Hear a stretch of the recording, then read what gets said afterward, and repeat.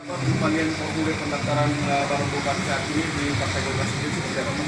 Ya, tanggal 17 April yang lalu kami lalu formulir sesuai komitmen kami harus kembalikan tanggal 3 dan puji Tuhan berjalan dengan baik dan berkas semua lengkap.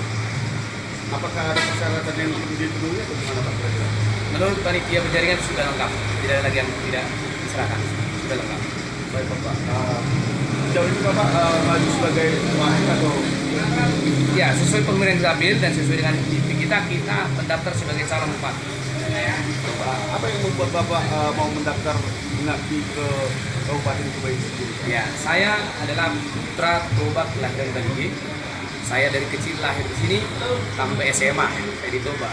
Saya betul-betul mengerti bagaimana perjalanan Toba sepanjang saya waktu remaja. Nah, ketika saya sudah selesai SMA, saya kuliah di ITB di Bandung.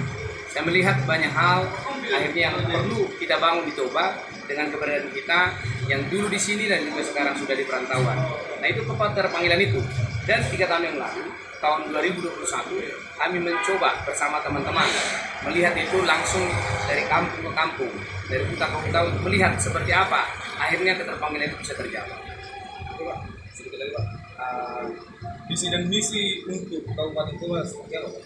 Ya, Toba kita ini sebetulnya kabupaten yang sudah terberkati.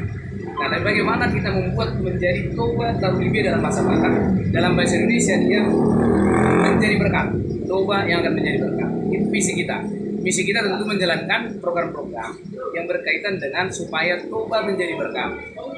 Salah satunya contohnya misalnya kesehatan yang lebih baik, ya pendidikan yang unggul, kemudian infrastruktur yang baik, pertanian yang menjadi andalan kita dan pariwisata harus menjadi unggul. Coba kita lihat ya, dulu waktu saya masih kecil, ikan mas itu sangat favorit atau banyak menjadi sumber penghasilan. Padi, waktu saya masih kecil, padi yang memberangkatkan anak kuliah. Sekarang ketika kita berbincang-bincang sama petani, susah, ya, bibit tidak baik. Nah, itu yang harus kita kembalikan menjadi Toba Jaya dalam pertaniannya, perikanannya, bahkan juga pariwisata. Sejauh ini Pak, jika Bapak diizinkan Tuhan untuk Kabupaten Toba ini, kira-kira apa yang perlu menaik saat ini? Ya, jadi semua sebetulnya persoalan harus lahirnya dari sebuah niat yang baik, hati yang tulus, atau dalam bahasa lebih lainnya kita sebut integritas. Jadi yang paling penting adalah integritasnya dulu. Saya, jika Tuhan izinkan jadi pemimpin di Toba, saya akan tunjukkan bagaimana harusnya yang integritas, integriti, dan akhirnya keteladanan. Sehingga itulah yang menjadi bibit yang akan timbul kepada bawahan-bawahan, katakanlah kepada tim di ASN misalnya dengan sekda, wakil bupati, kemudian kepala sampai ke bawah. Nah, itu yang akan membuat perubahan yang sangat baik nanti di dalam perkembangan Toba.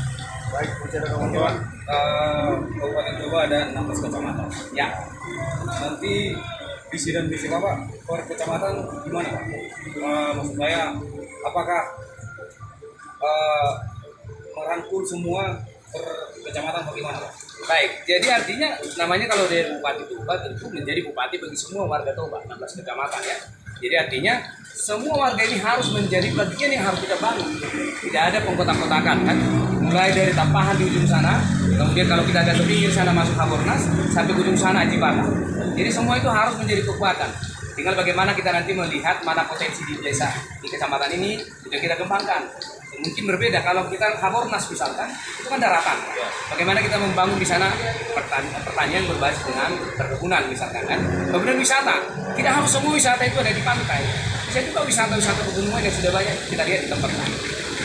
Baik, cukup teman-teman. Oke, terima kasih. Selamat siang, Pak. Oke, sukses.